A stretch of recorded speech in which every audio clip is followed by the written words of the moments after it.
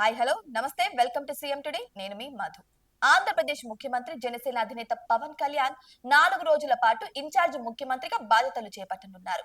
ముఖ్యమంత్రి చంద్రబాబు నాయుడు ఈ నెల 26 నుంచి 30వ తేదీ వరకు సింగపూర్ పర్యటనకు వెళ్లనున్నారు. దీంతో ఈ 4 రోజులు ఆయన స్థానంలో పవన్ కళ్యాణ్ కు ఇన్ఛార్జ్ సీఎం గా బాధ్యతలు అప్పగించడం అయితే జరిగింది. ఇక చూసుకుంటే ముఖ్యమంత్రి చంద్రబాబు నాయుడు పెట్టుబడుల ఆకర్షణే లక్ష్యంగా సింగపూర్ కి వెళ్లనున్నారు. ఆయనతో పాటు మంత్రులు నారా లోకేష్, నారాయణ, టీజీ భరత్ కూడా సింగపూర్ పర్యటనలో పాల్గొనే అవకాశం కూడా ఉంది.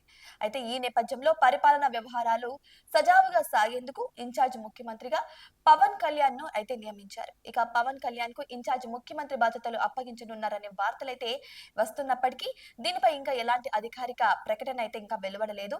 అయితే రాష్ట్రంలో ప్రస్తుత రాజకీయ పరిణామాలను బట్టి పవన్ కళ్యాణ్ ఈ బాధ్యతలను నిర్వర్తించే అవకాశాలు కూడా ఎక్కువగా ఉన్నట్లు రాజకీయ విశ్లేషకులు కూడా అభిప్రాయపడుతున్నారు. ఇక పవన్ కళ్యాణ్ ఇన్ఛార్జి ముఖ్యమంత్రిగా బాధ్యతలు చేపట్టనున్నారనే వార్తలు జనసేన పార్టీ శ్రేణుల్లో ఉత్సాహాన్ని నింపాయని చెప్పొచ్చు. ఇక ముఖ్యమంత్రిగా పవన్ కళ్యాణ్ సామర్థ్యం, పరిపాలనా దక్షతను నిరూపించుకోవడానికి ఇదొక మంచి అవకాశమని జనసేన నాయకులు, కార్యకర్తలు కూడా భావిస్తున్నారు.